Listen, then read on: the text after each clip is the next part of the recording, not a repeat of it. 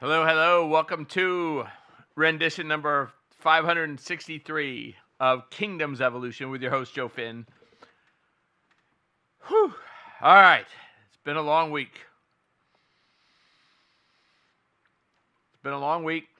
And the title of the show this week is Death Choice. It's been a long week. The show is dedicated to Charlie Kirk and the light that he was. And I'm going to try to keep it together during this show. But it has been a very, very tragic week for myself, my family, and for all of America, whether they know it or not. Just a tragic day because Charlie and I just caught this at the very end of one of his podcasts, one of his campus things. He was what's called a didac, which means he was they're one in a billion. A didac was Leonardo da Vinci. It's their brain works a certain way. They can remember, they can process, and instead of painting,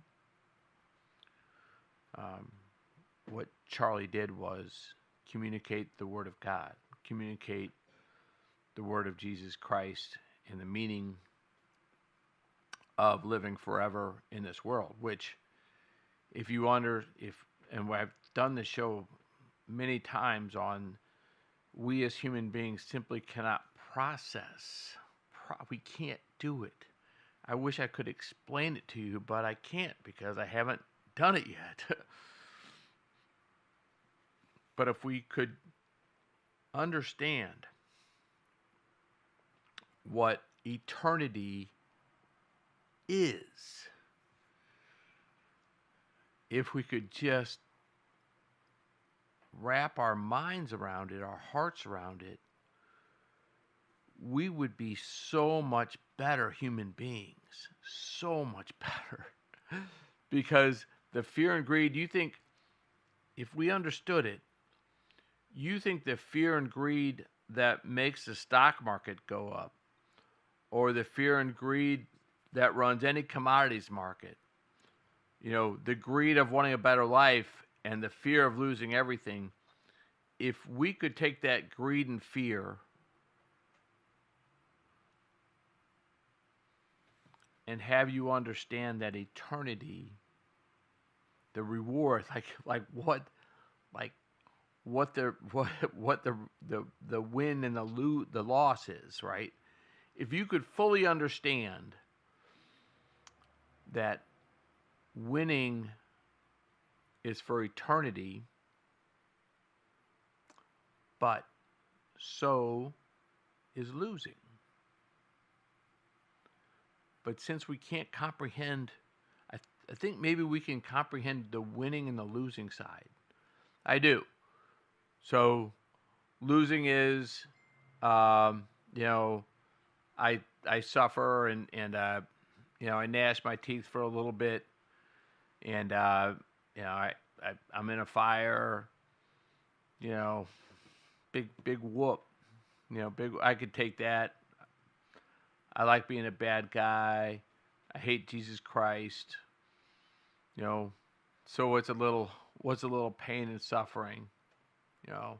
I get to be me. I get to be the ruler of my universe. I don't have to bow down to God. I am my own God. I don't have to play by God's rules in this world. I can do whatever the hell I want.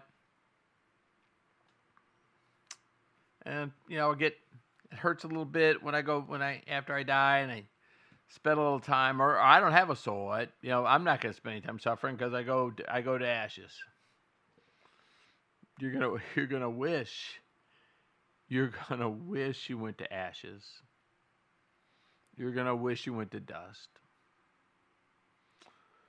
and you're gonna wish that you understood what eternity was.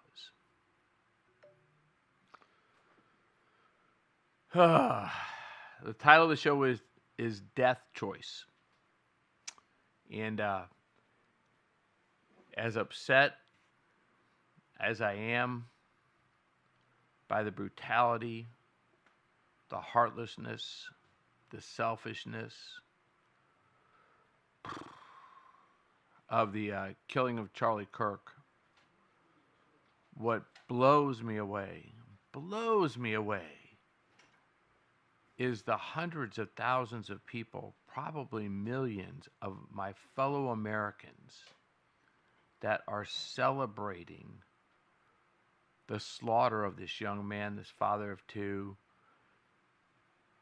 And we're going to try, you and I, right now, right next hour, we're going to try to make sense of this, because it makes no sense unless you don't think you have a soul and you don't understand eternity. If you don't think you have a soul, then what happens after you die doesn't matter, right? You just go to dust. So that's one thing. Second thing is, if you acknowledge that you have a soul, then it can either go to heaven or it can go to hell, or maybe it goes to someplace else. But if you rot your soul with hatred,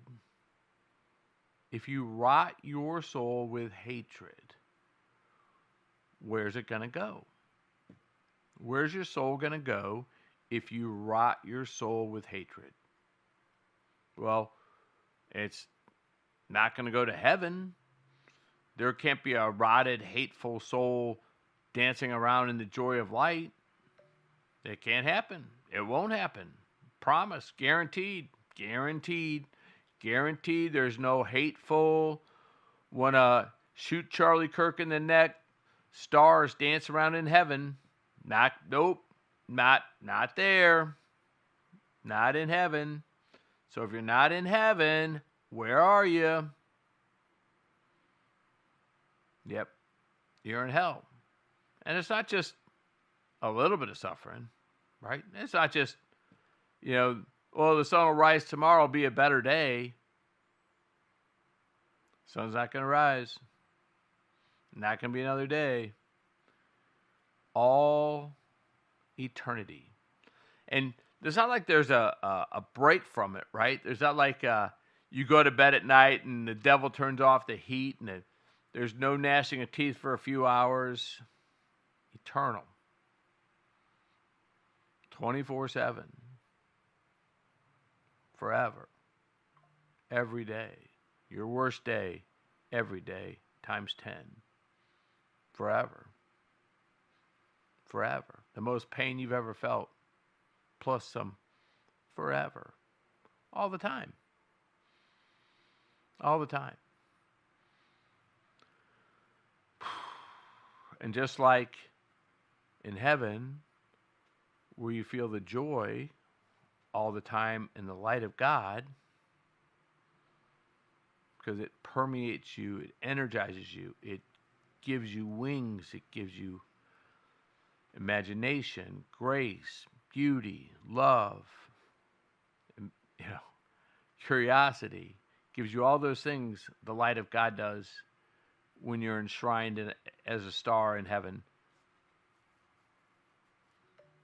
What do you think the darkness gives you when you're gnashing teeth? Do you think that darkness permeates everything you are?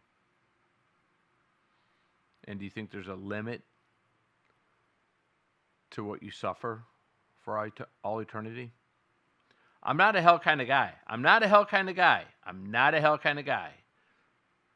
Kingdoms Evolution is meant to bring God's kingdom of love and light and joy to this earth. I'm not a punishment kind of guy. If you don't do it, this is what's going to happen. But after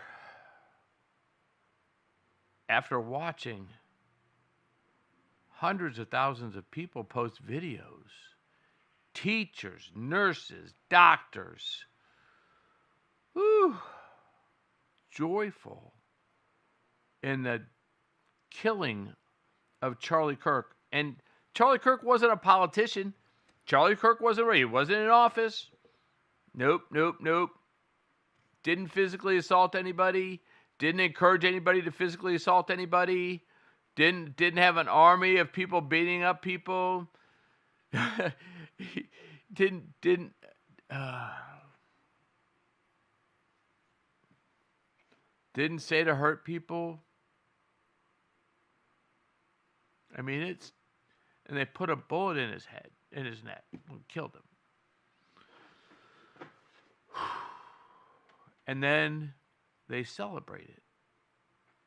And they celebrate it. They celebrate the killing of a man that offered no threat to them physically. No threat. None. And they celebrate his slaughter.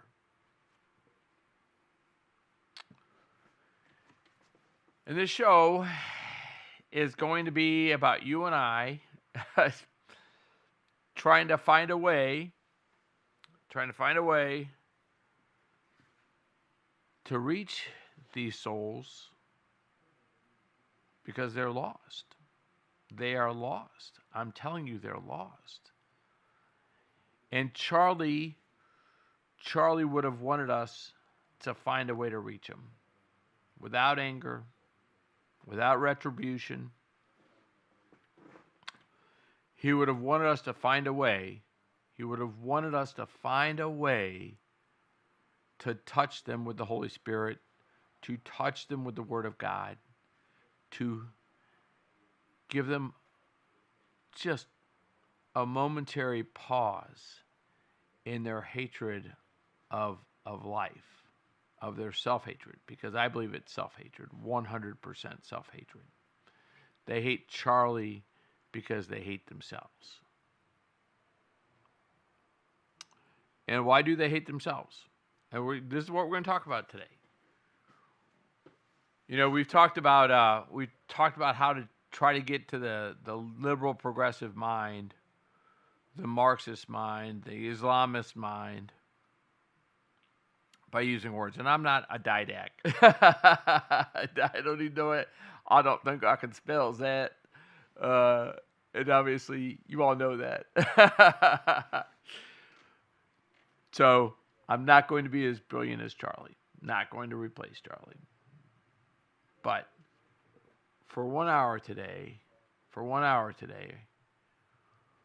we're going to try to figure out the self-hatred that is the liberal progressive. And if there isn't a way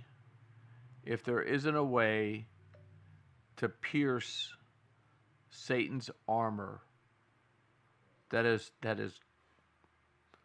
destroying these people living in death, if there isn't a way to pierce it with a thought, with a word, with a picture, so a lot of these people are getting fired from their jobs. Teachers, doctors, lawyers, managers, business owners. I will talk a little bit about a business owner. For saying hateful things like they're, basically just saying that they're glad Charlie is dead and he deserves it. And those of us that are intelligent, we understand. And two things here. I'm going to digress for a little bit here. Two things. One of the posts was, and I think it was a teacher, but she said, I'm going to paraphrase here. She said, Charlie got karma served for saying hate. When you talk hate, and Charlie talked life. Charlie talked having babies, not killing babies. But their interpretation of not being able to kill a baby is hatred. Like you're stopping them from controlling their own body, therefore you deserve to die. That's their karma is that. So here's their karma. You stopped me from being able to kill my baby, therefore your karma is we should shoot you dead. And we're thankful that the bullet didn't miss. That's karma to them.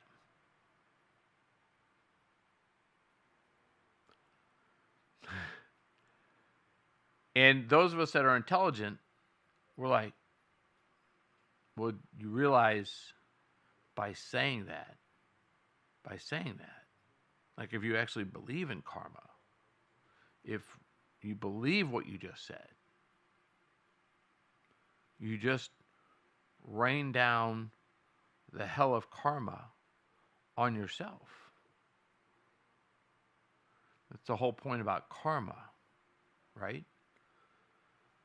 Don't do shit that you think is going to bring bad karma, right? You don't do the whole point of karma is you don't do shit, stupid things that you think are going to bring down bad karma on you.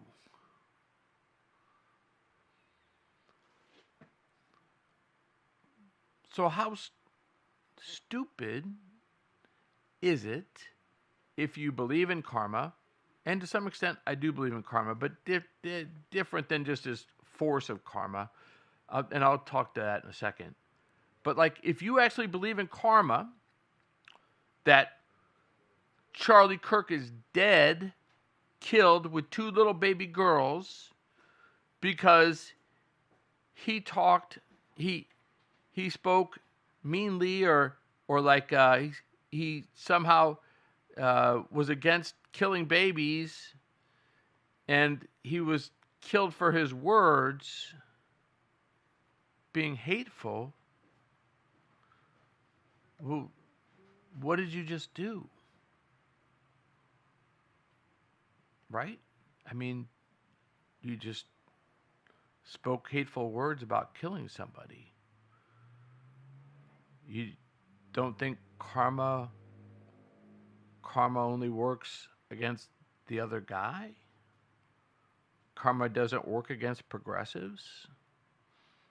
Progressives, Marxists and Islamists own karma? Karma has a political party? So I do believe in karma to the extent that if you make bad choices, you're not going to reap the rewards of good choices. And the reason that they were bad choices to begin with is because there are bad choices that have consequences that put you at risk. So yeah, if you make bad choices, the karma is you've made bad choices and you're probably going to suffer because of it. Whereas if you make good choices, you're going to benefit. Studying hard at school, not doing drugs, being non-promiscuous, being virtuous with your sex life. You're going to enjoy the benefits of not tempting karma. I do believe that, but that's common sense. Call it karma, call it common sense. But all right. So the other diversionary point was one of the posts was from a barbecue owner. He owns a barbecue company restaurant in Cincinnati. So first of all, you're in Cincinnati. Shut up. You're not intelligent enough to get the hell out of Cincinnati. I forget what tragedy just happened. Oh, that was where they beat the shit out of the white people for being white in Cincinnati. Not a racist thing. It's just that's what they did. So, just a factual statement. Bunch of black people beat up a few white people for being white in Cincinnati. Okay. So you're there. There's a white guy. Don't normally like to identify people by the color of their skin, but since I just did, because it was racial, we'll continue on that path. So this guy owns a barbecue place in Cincinnati, and he posts, basically, Charlie Kirk deserved it. I think the name of the barbecue place was Lucius Q. And I'm paraphrasing what he said. But basically, the end result of what he said was, Charlie Kirk deserved it. I don't think he went into a whole lot of detail of what he meant by it or whatever. So now he's getting destroyed on Facebook. Destroyed on Facebook. Probably on X and wherever the hell else social media takes you. My guess is he will not be in business much longer. So that's not going to make him hate any less, right? He's not going to wake up tomorrow and go, oh, now I don't have an income, I'm bankrupt, and I think I love Jesus Christ now. I'll be a better person. So maybe it will. Maybe it will, but he's going to suffer. He's going to suffer a lot before that time happens. I think my recommendations were accept Jesus Christ as your Lord and Savior. Apologize with full heart to your customers that of what you said regarding Charlie Kirk being dead. And then have a day honoring Charlie Kirk, freedom, the right to disagree, Jesus Christ. And it doesn't have to be, you don't have to have all those in there. The point is, have a day. Free barbecue. Free barbecue. You can make donations. All donations go to Turning Point USA, Turning Point USA, which is what Charlie Kirk ran.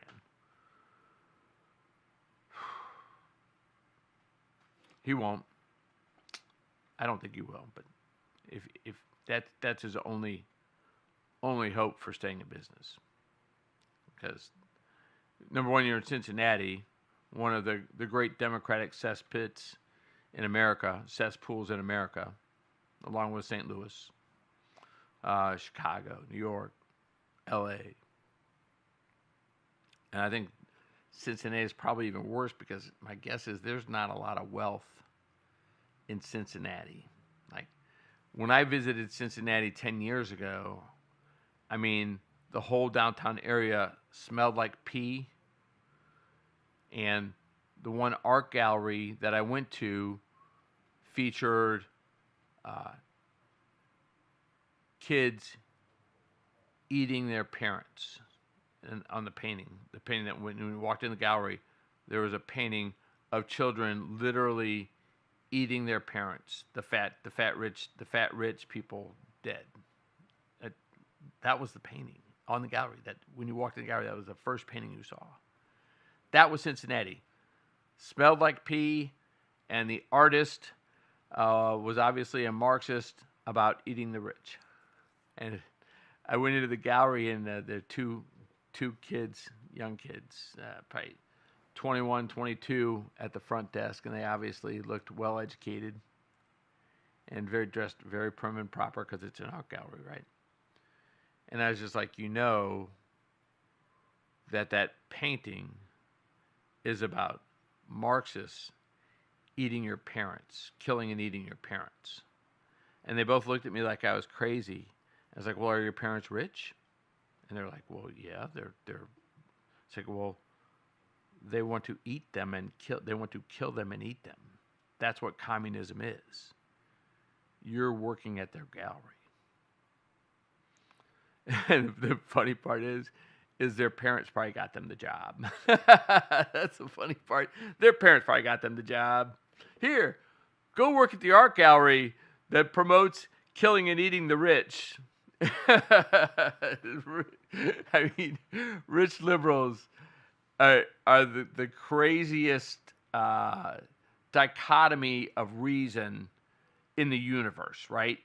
They have rich, get rich, and then they like we promote killing the rich. Take it all from them. Take it all from the rich.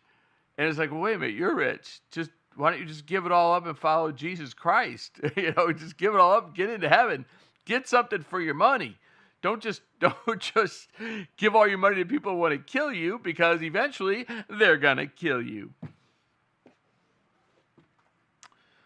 Holy, all right. So we're gonna go all over the place, because now that I'm on that topic, I gotta show you my.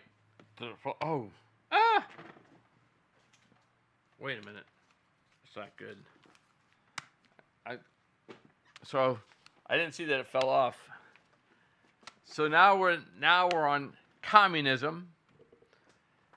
Now we're on communism. So Charlie Kirk said, and I agree with him 100%, the battle we're in today is the battle between Christianity and freedom, and I should say Judeo-Christian values, freedom being one of them, and the totalitarian philosophy of Marxism, socialist Marxism, and the totalitarian philosophy of Islam.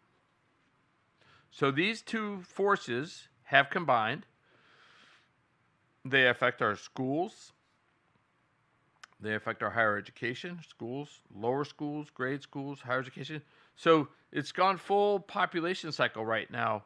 The teachers that graduate from universities now with communist ideals and Islam as a religion of peace now and transgenderism are the ones coming back into our grade schools and kindergartens and teaching our children communism is great, Islam is a religion of peace, and anybody can be anything they want to be because there is no God. God didn't make you, therefore you can be whatever you want to be. It's gone full circle. They're learning things, and we're going like just rinse and repeat. And that's basically what our education cycle has been for the past 20 years. Not Christ-centered, not Judeo-Christian centered, not biblically centered, but man-centered. And man, we can all agree, we're idiots. 100% idiots. You get a Charlie Kirk comes around, and what does man do? They kill him, because we are fallen. We're just not that. We are fallen, and so God gives us a didac not even every generation. That's the tragedy of Charlie Kirk's death. That's why so many of us mourn so hard. It's because he lives. We know he's alive. We know his star's going to live forever. But we can't. No single one of us can replace him. We can't replace him, you guys, because he was special. And that's what kills us. It's just like this guy was a freaking treasure. He was a treasure, not just politically, but a treasure unto humankind, like a gift from the creator of the universe to lead us to better places. And we only had them for 31 years. They were brilliant. They were absolutely brilliant. And we're going to have to show a lot of his videos to be able to kind of help you understand just how special he was. Now let's get back to the people that cheer and not only cheered for his death, but went on social media and made a historical record that they were happy this father of two was shot dead for speaking his mind. So I want to go back to the irony here, right? The irony of being happy that someone was shot dead for speaking their mind.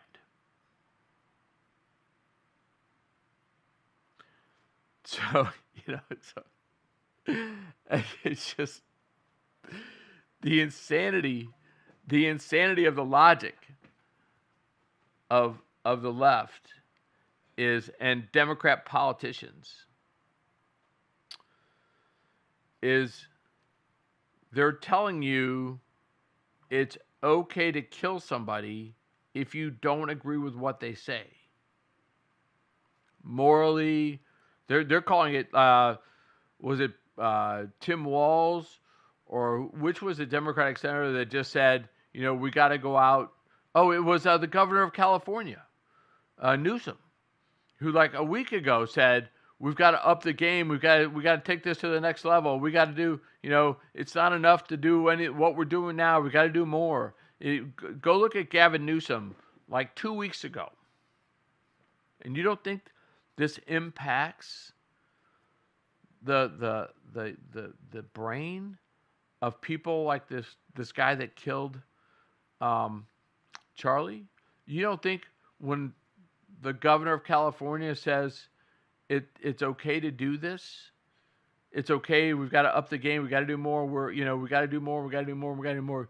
You don't think that affects a brain, a personality, a spirit like the guy that killed Charlie? Instead of saying, we'll take him with our policies, we'll take him with our word, we can defeat him on the field of conversation, the field of spirited debate, which is what Charlie was. It's what he wanted. Defeat me on the spirit of debate. Defeat me on the battlefield of common sense. Charlie understood he probably didn't have all the ideas and that somebody else might have a better idea. Bring it. Let's walk through it. Let's talk about it. But Satan doesn't have any better ideas. Satan doesn't have, the party of Satan does not have any better ideas. They don't. So conversation and debate for the party of Satan doesn't make any sense at all because they can't win the debate. All they can do is hate because they can't win a debate of better ideas for a better life. They can just hate. So we're walking through this. We're walking through this. We got time. We got plenty of time.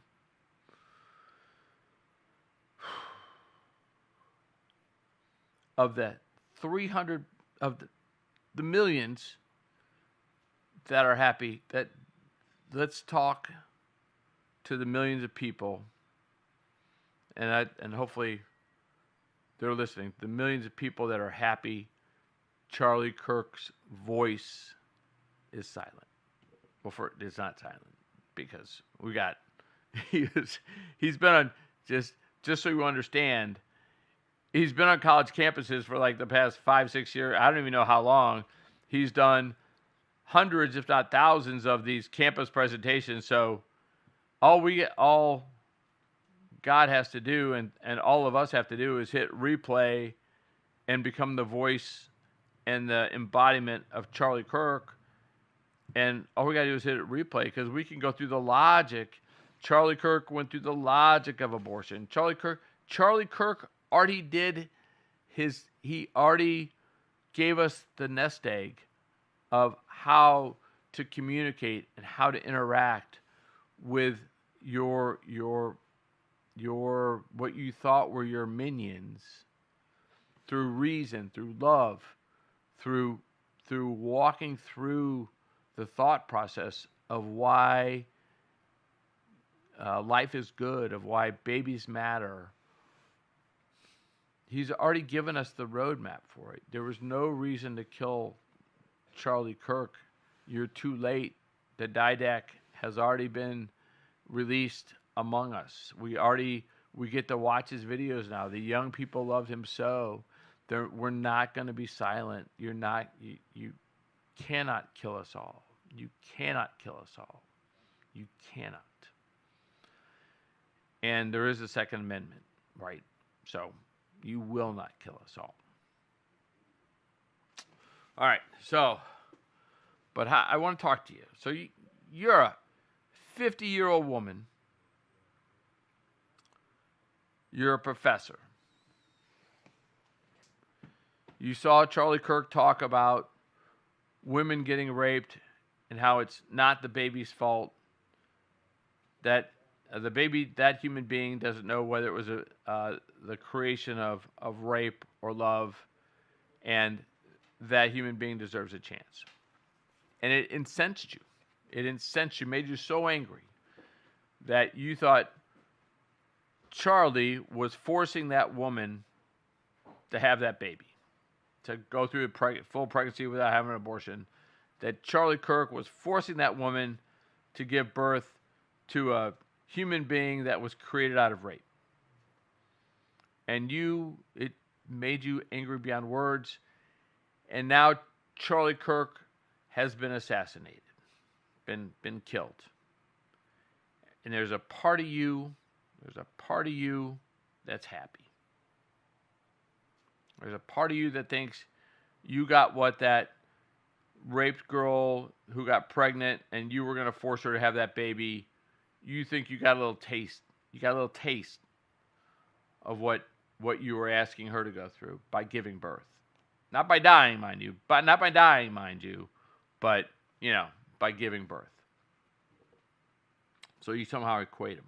You equate the pain of giving birth to killing somebody.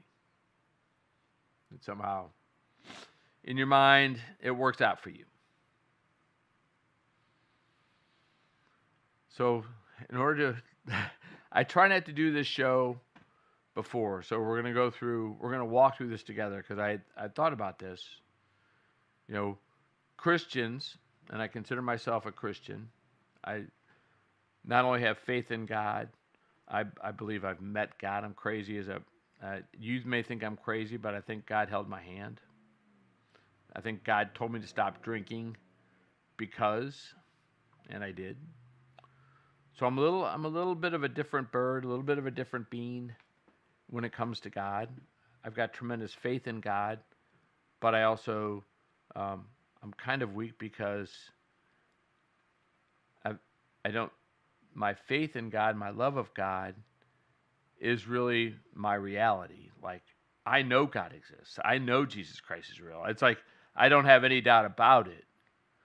I don't have no doubt about Jesus Christ being God and the creator of the universe loving us. There's zero doubt. 100% know it to be true. 100%. Guaranteed. If you've ever watched, if you don't believe me, watch Lee Trevino story about him getting struck by lightning. You don't have to take my word for it. Take Lee Trevino's word for it. So, even with that, even knowing, being in the light of God's eternal love and joy, humanity, the human existence is the human existence. I am in a body at this moment, and I suffer, live, breathe, feel everything that is human about me. So and I'm an American. I love freedom. I've grown up American. My mind is programmed. America, individual freedom, Jesus Christ, Catholic Church. I'm programmed. It's all gone in there. It's the river flowing down. It's part of me. So when Solomon, I want to be able to try to relate. I want to try to be able to relate these people that are celebrating the death of Charlie Kirk, the Democrat Party, and the teachers, all these people that are going online, Ilhan Omar, all these teachers, professors, the guy that owns Lucius Q Barbecue in Cincinnati. I want to go back. I want to relate to them. Because it makes me so angry. I don't want to be angry. Charlie Kirk did you ever see Charlie Kirk angry? Did you ever see him angry? I mean, I think Jesus Christ got angry a few times, but it wasn't often. He got mad at his disciples for falling asleep when he went through his trials and tribulations over the devil. And then he got mad at the temple, the people selling stuff in the temple of God, in God's temple in Jerusalem. But he didn't get mad often. Most time he He lived a great life, saving people's lives, creating miracles, bringing people back from the dead, creating wine out of water. I mean, most of the time, Jesus Christ was a pretty joyful, 99.9% of the time, he was a pretty joyful guy. But along that route that he was taking with the crucifix, I guarantee you they were cheering, not for Jesus, but for his suffering. So this is not, where we are with people cheering the death of Charlie. They used to have Colosseums where they would cheer the killing. They would cheer the killing of a gladiator, right? I mean, that was human nature. That was human nature before Jesus Christ. And it still is part of human nature. That's what I'm trying to get to. It still is part of human nature. In this world, I don't think anybody's been closer to God than me. I'm sure there's been people as close, but do you get any closer than Jesus Christ holding your hand? Do you get any closer than Jesus Christ telling you to stop drinking because? So I don't think there's been anybody closer to God than, closer. There's been people as close to God as me, but not closer.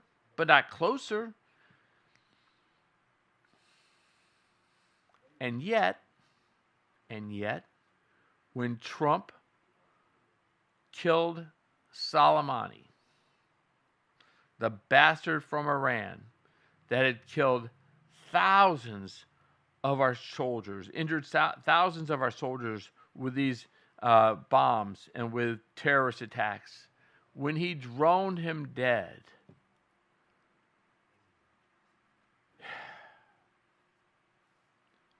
even though I know in my heart that whatever Soleimani did in this world, it is not what he is going to suffer now with eternal hell. He cannot have done something so terrible that his soul deserves gnashing of teeth for all eternity. And yet, that is what he's going to be doing. So I've never been to hell, but if there's a heaven, chances are there's a hell. And if Jesus Christ said gnashing of teeth, then it's probably not a very nice place. And I was happy Soleimani was dead. Happy. Happy, happy, happy. Celebratory. So then I thought, here, let's go through this. So that's an emotion. I've lost my star.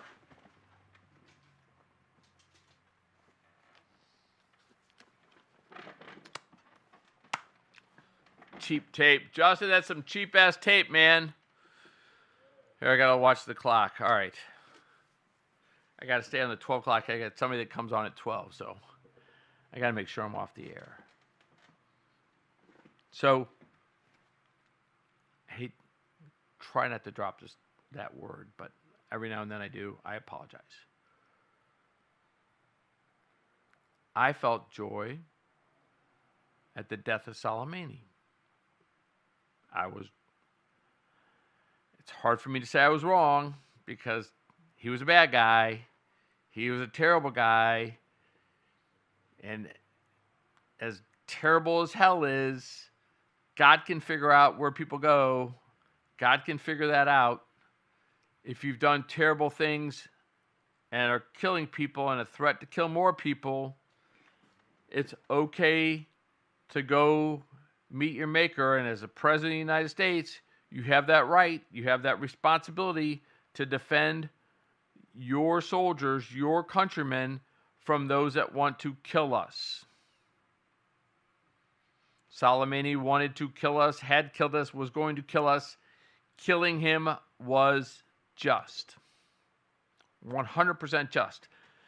Should I have celebrated his death? Ah, you know, but he was a cold-blooded killer that will not be cold-blooded killing anybody else. But I just want to take that sense and I want to relay it to the people that are celebrating the death of Charlie Kirk.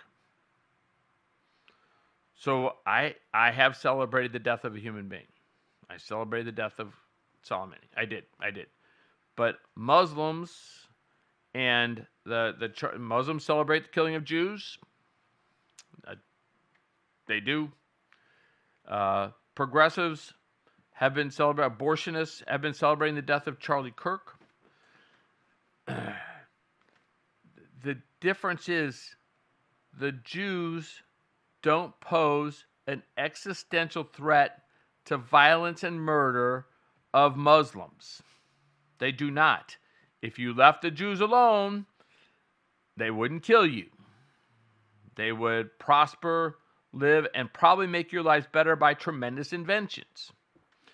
If you left Charlie Kirk alone, he posed no existential threat to your life, to your physical. He hadn't killed anybody.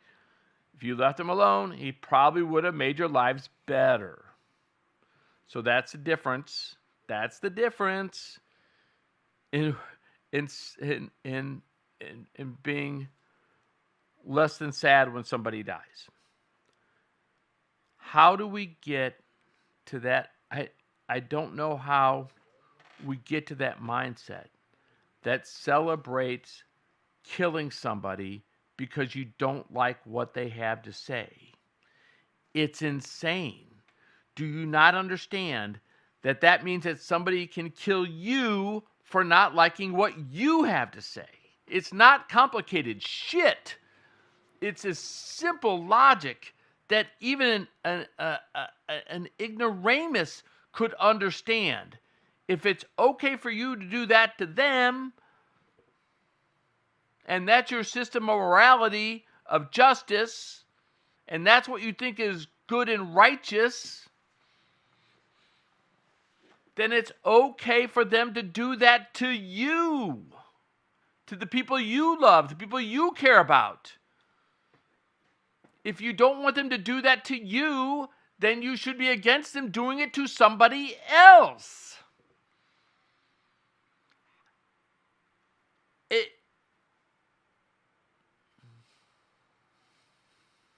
We're going to end the show with a prayer because obviously my sugar count is getting low.